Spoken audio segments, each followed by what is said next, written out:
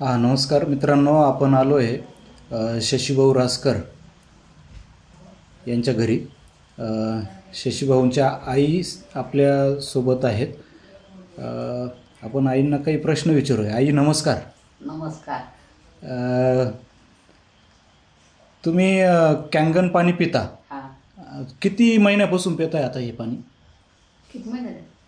4 महिने। 4 महिने झाले। बरं, 4 महिन्यापासून रेग्युलर तुम्ही हे पाणी पिता आणि मग हे पाणी पिऊन तुम्हाला कसं वाटतं आता? चांगलं वाटतं। असं? आणि पहिल्यांदा तुम्हाला काय त्रास होता बरं? असं बीपी, शुगर सारखं व्हायचं।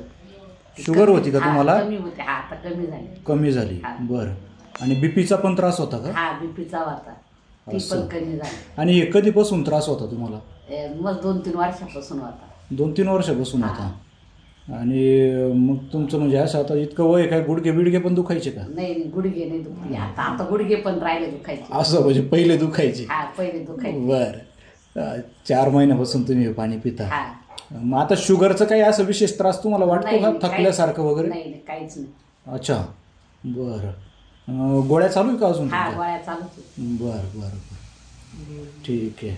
आणि मग काही गोळ्या डॉक्टरने सांगितल्याप्रमाणे सगळ्या घेत्या का काही कमी केल्या? थोड्या काही कमी, अर्ध्या घेत्या। अच्छा, अर्ध्या झाल्या। बरं, म्हणजे चांगला रिझल्ट भेटला तुम्हाला।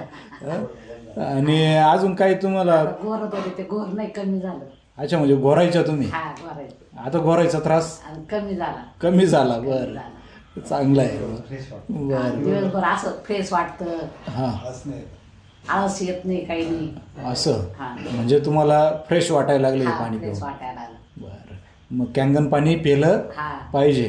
तुम्ही काय सांगाल दुसऱ्यांना की जे कॅंगन फरक पडला आणि तुम्ही पण हे पाणी प्या? बरं, चाल, छान।